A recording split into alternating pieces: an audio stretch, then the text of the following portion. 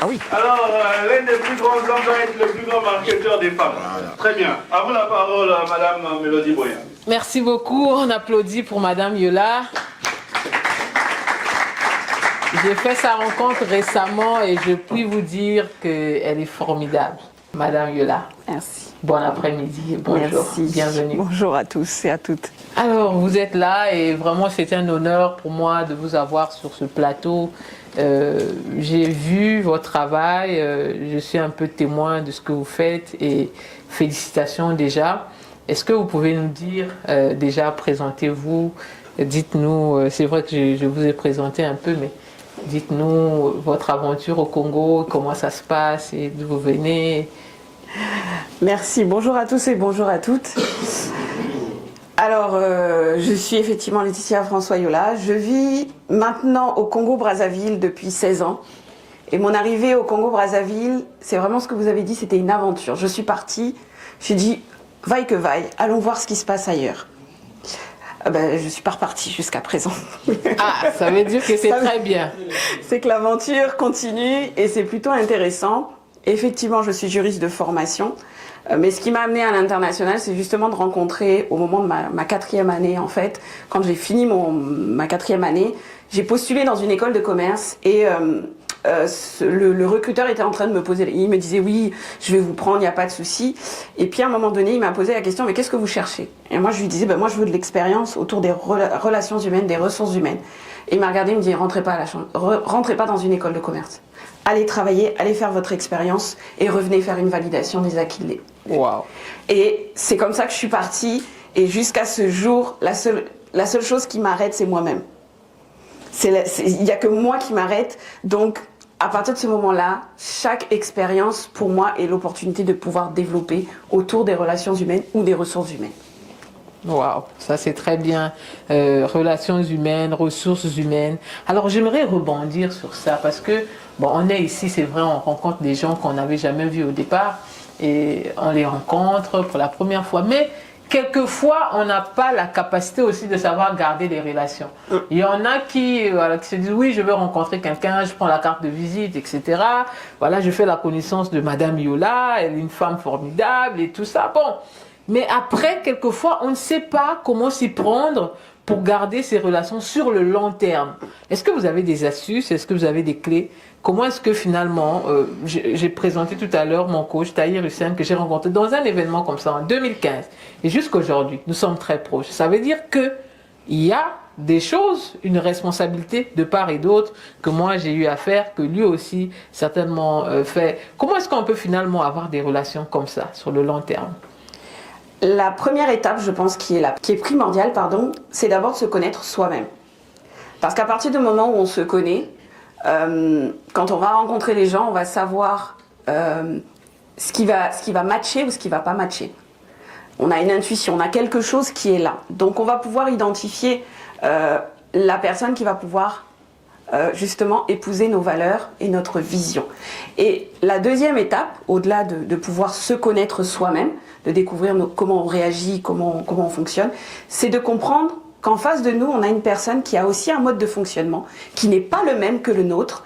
Et donc, on ne doit pas être dans le jugement, mais plutôt dans j'essaye d'apprendre à le comprendre, j'essaye d'apprendre à savoir quelles sont ses attentes, ses besoins, pour ne pas être justement en friction tout le temps. Voilà. Je prends un exemple tout simple. Si je sais que mon coach déteste le retard, ben, je vais faire en sorte d'être à l'heure pour le respecter. Parce que je sais que le respect de l'heure est une valeur importante pour lui.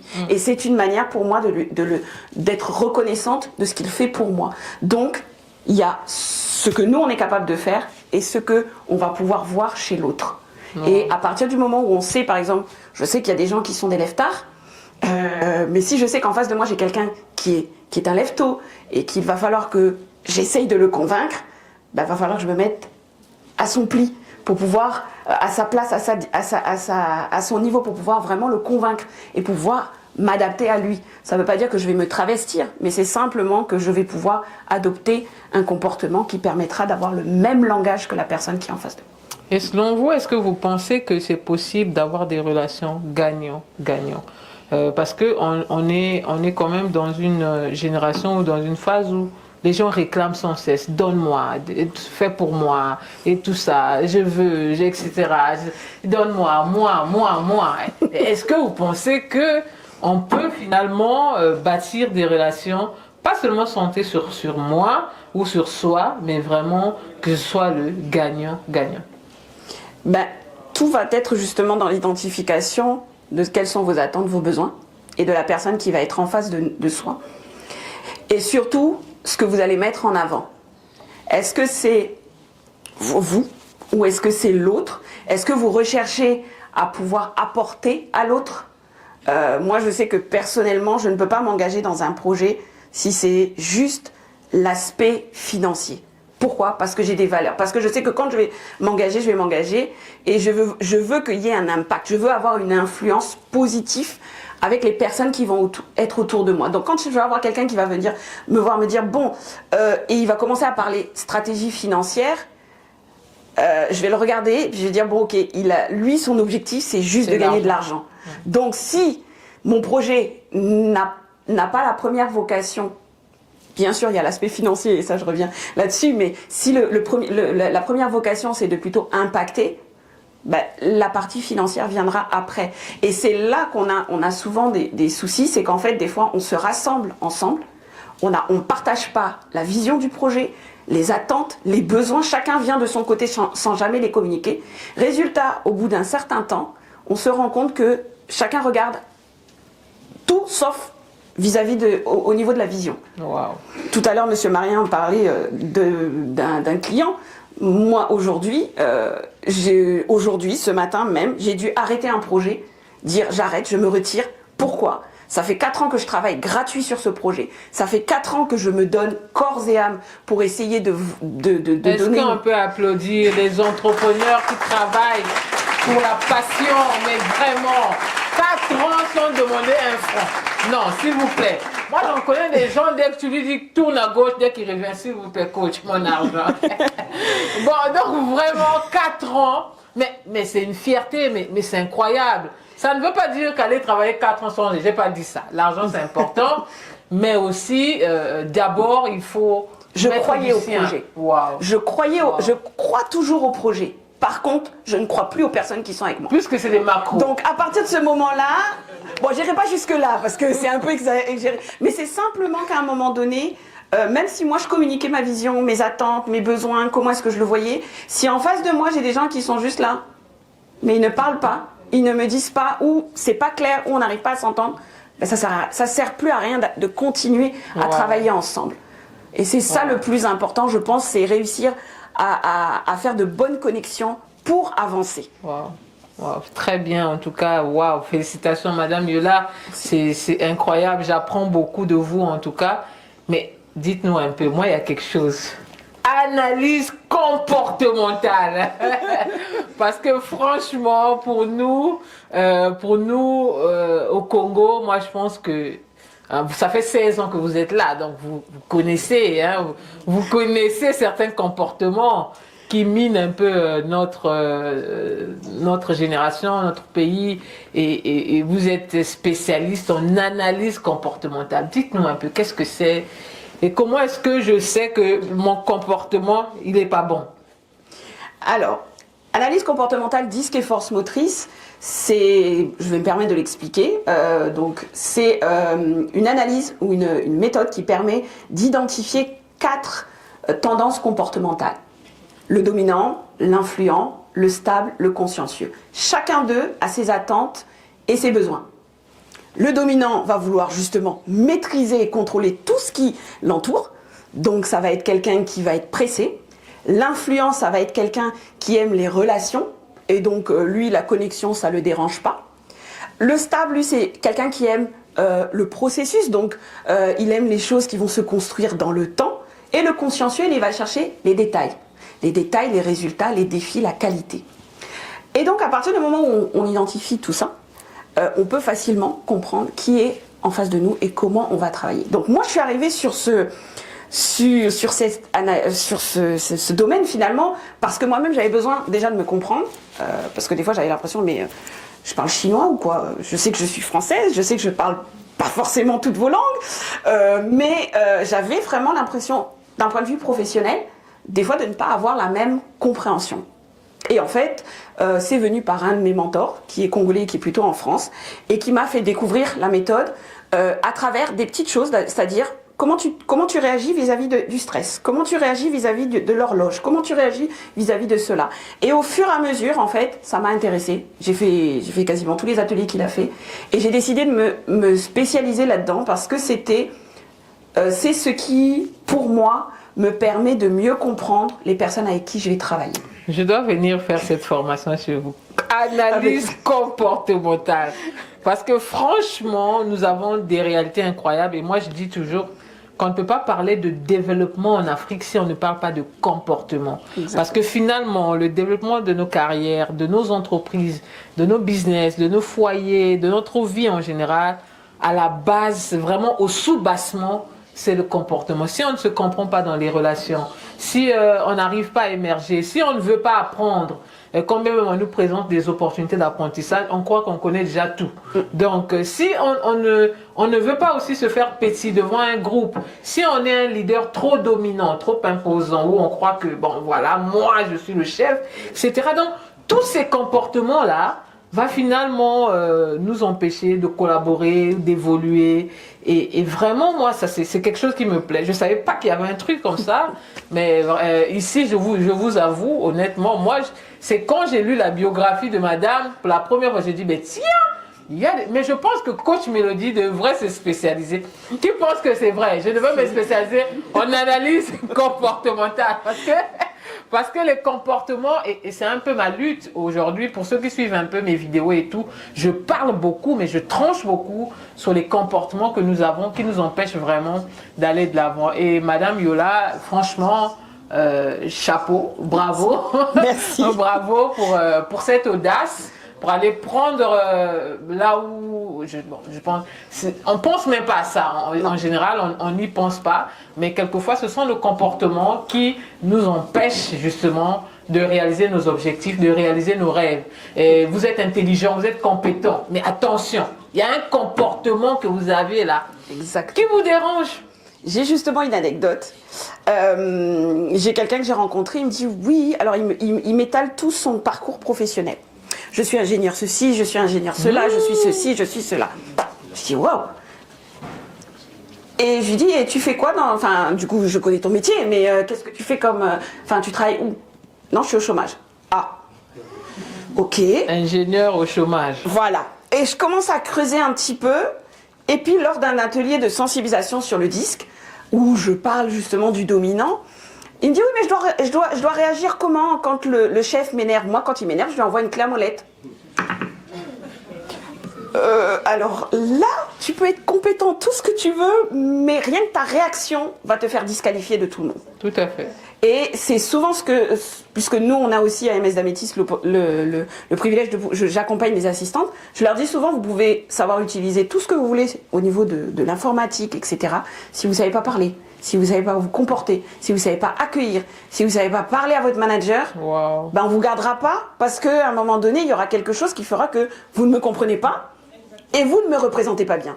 Wow. Donc, alors, Madame Yola, moi, pour finir, j'aimerais quand même poser une question. Nous avons beaucoup de leaders ici. Oui. Et lorsqu'on est un leader, on dirige une équipe, et quelquefois une équipe des gens difficiles, caduques. On n'arrive pas à se faire comprendre. Oui. Et on veut être un peu un leader qui veut s'imposer, qui veut qu'on puisse le comprendre. Quel est finalement le comportement, puisqu'on parle de comportement, qu'on doit adopter? Ça va être, alors ça va peut-être choquer, mais c'est un peu le comportement de caméléon. Vous allez devoir vous adapter en fonction de la personne qui est en face de vous. On ne vire pas tout le monde?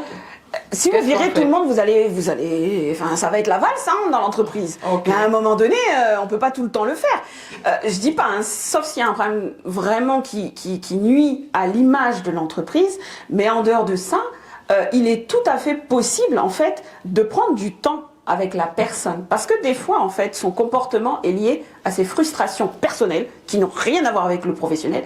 Mais comme on n'apprend pas à laisser ces frustrations à la porte de l'entreprise. On vient, on les porte avec et on s'assoit avec dans le Laisser fauteuil. ses frustrations à la porte de l'entreprise. Oui. Waouh. Et moi, je me souviens. Cette femme est formidable. Mon Je sais pas si vous comprenez ce que je premier comprends. emploi que j'ai eu à occuper, le manager m'a dit, je le connaissais depuis longtemps, il m'a vu grandir, etc. Et je revenais juste pour 3 mois en Nouvelle-Calédonie pour voir mes parents. Et il m'a regardé, il me dit, je te prends en stage je te prends en tant que secrétaire. Par contre, tous tes problèmes là, tu vois la porte là, ça reste là.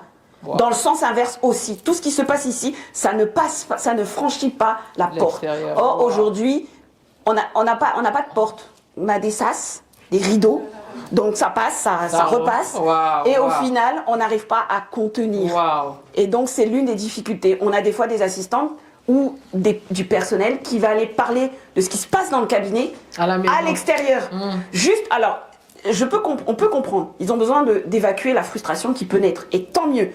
Mais il y a le contexte. On est dans un contexte où tout le monde entend tout le monde sait tout, et tout le monde interprète tout. Donc, c'est important de faire attention et de pouvoir justement, à un moment donné, savoir. Ça Mais vraiment, Madame Yola, en réalité, vous savez, bon, il y a quelque chose qui se passe, mais à la fonction publique. Moi, chaque fois que je vais, permettez-moi, hein, chaque fois que j'ai envie de recourir à un service, et là-bas, vous arrivez, quelquefois, il y a des gens qui sont désagréables. Donc, elle ne te regarde. Pourtant, parfois, c'est un service que tu as payé. Mais quelquefois, la dame qui te reçoit, ce jour-là, elle ne veut même pas te regarder. Elle prend vous savez, son poulet manioc sur le bureau, là. Elle dit que madame, vous asseyez là-bas, vous attendez. Alors qu'en réalité, elle est censée servir, sourire. Vous savez, parce qu'il y a des endroits où on est parti, on a eu envie de faire quelque chose ou même d'acheter. Mais le fait que celui qui me vend de l'eau et que je lui dis bonjour, il ne me répond pas, j'achète ou j'achète pas. Ben après, tout vient de comment est-ce que vous voulez réagir. Moi, j'ai l'habitude de dire, je vais le faire au début, c'est-à-dire que je vais venir, je vais te donner, je vais te faire la remarque. Puis après, à un moment donné, tu vas le sentir. Mais après avoir fait la remarque, quelqu'un d'autre va vous dire, ben, tu n'étais pas obligé d'acheter de toute façon. Oui. Vous se balader et dire... Pourquoi pas? Mais vous loupez l'opportunité de pouvoir donner à l'autre la possibilité de grandir. Parce que peut-être qu'on ne lui a pas appris, en fait. Il y a aussi ça. Il y a des gens qui... L'éducation. Exactement. Il y a l'éducation, l'instruction et puis les bonnes habitudes qu'on peut perdre aussi. Qu'on peut perdre pour des frustrations qu'on a reçues. Moi, je me souviens, une fois, je suis rentrée dans un magasin. Je venais d'Afrique. Donc l'Afrique, on a l'habitude de dire bonjour à tout le monde. Je rentre en Europe, je dis bonjour. Et là, tout le monde me regarde. Mais pourquoi elle dit bonjour? Parce que je viens d'un lieu où, justement, on a cette habitude-là. Si je m'arrête à ça, je vais arrêter de dire bonjour. Et puis, je vais commencer à me fermer. Mais à un moment donné, je vais leur dire, ben non, c'est vous qui êtes mal poli. Parce que vous devez me dire bonjour, je viens vous acheter du pain. Tout à fait. Oui, pardon, excusez-moi. Oui, voilà. Donc, et en fait, à un moment donné, il faut simplement rappeler qu'ils ont un travail de réception. Et s'ils me reçoivent, ils doivent me recevoir avec une certaine déontologie, une certaine façon de faire. Sinon, ils changent de métier. Waouh. Aussi. Ça paraît des petites choses simples, mais je vous assure que quelquefois c'est la clé de déclencher un marché, quelquefois c'est la clé d'entretenir un client. Souvent on cherche des nouveaux clients, mais on oublie que les anciens clients en réalité ça devrait être notre trésor, on devrait les chérir. Mais on est tout le temps à la quête des nouveaux. Mais qu'est-ce que tu as fait des anciens clients? Fois tu ne peux même pas dire bonjour ou même un message de vœux à la fin de l'année. Envoyez quelque chose au client, c'est important. Il vous a fait. Le client s'occupe de votre compte bancaire. Donc vous occupez-vous du client, sincèrement. Donc moi je pense que tout ça, ça rentre dans le cadre de l'analyse comportementale. Waouh, et je pense que je l'ai commencé avant même de venir en Afrique, en fait. Parce que pour la petite anecdote, quand je décide de me marier avec mon mari, donc on se marie en France, il fallait que j'aille à l'ambassade du Congo pour aller récupérer le certificat de célibat.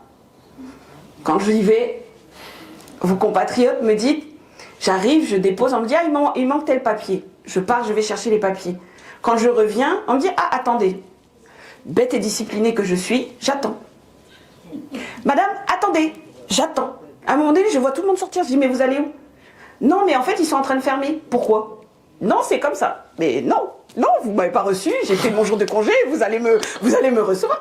Et il y a quelqu'un qui me dit, non, venez, on va derrière. Je vais derrière, je me mets à la porte de service et on me dit, ah madame, vous venez pourquoi? Je dis, mais je suis venue pour mon dossier, j'ai pris mon jour de congé exprès, je vous ai expliqué, je veux que vous preniez mon papier. Ben vous m'attendez? Oui, je vous attends, il n'y a pas de souci. 30 minutes après, il sort. Ah, vous êtes encore là? Oui, je suis encore là. 30 minutes encore. Et à un moment donné, ils en ont eu marre. Mais en fait, à un moment donné, c'est parce que j'ai osé, j'ai dit non, je bouge pas. Mais si à un moment donné, on n'ose pas, on dit pas non, ça me va pas, je ne veux pas le faire, ou je veux que tu puisses me le faire, parce qu'à un moment donné, je suis venue pour ça. Donc vous devez pouvoir me servir. Ou me dire non, c'est pas possible, on prend autrement. Mais ils m'ont rien dit. Eh bien, j'ai obtenu ce que je voulais, j'ai déposé le dossier. Ça veut dire que quelquefois, dans le parcours entrepreneurial, on a besoin d'apprendre à dire non. Oui, oui. Dire je suis pas d'accord avec vous, je veux quand même que ce soit, je veux être servi, parce que j'ai ce droit-là aussi. Bon, mais pour quelqu'un comme Coach Mélodie, qui dit souvent non, c'est-à-dire que je suis quelqu'un de très franc et quand quelque chose ne me convient pas tout de suite, mais je dis non. Et je ne veux pas qu'on perpétue la bêtise autour de moi. Après, bon, les gens vont mal interpréter. Madame Yola vont dire oui, mais Coach Mélodie, etc. Elle exagère un peu. Est-ce que je dois dire oui, oui, oui? Je dois devenir oui-wiste? Non, non. Ou je continue de dire non? Non, non, en fait... Quand ça ne m'arrange pas, bien sûr. Bien sûr, non, mais on ne nous demande pas d'être des oui-wistes. Parce qu'il faut aussi voir, est-ce qu'on est à l'aise avec ce qu'on va faire? Il y a des fois, on dit oui, juste pour faire plaisir à l'autre, puis ça nous dérange. Et il faut quand même qu'on soit à l'aise avec nos valeurs. Je prends un exemple. Si, pour gagner de l'argent, on vous dit, ok, il n'y a pas de souci, je t'embauche, mais tu fais le trottoir. Pardon? Non, ça ne fait pas partie de mes valeurs. C'est pas ce que je veux faire, donc je ne vais pas te dire oui. Ou bien si tu me demandes autre chose qui ne rentre pas dans mon spectre de valeurs, je ne vais pas le faire. Et après, selon la personne qui est en face de soi, on peut envisager d'expliquer le refus, selon le cas. Parce qu'il y en a, c'est pas nécessaire.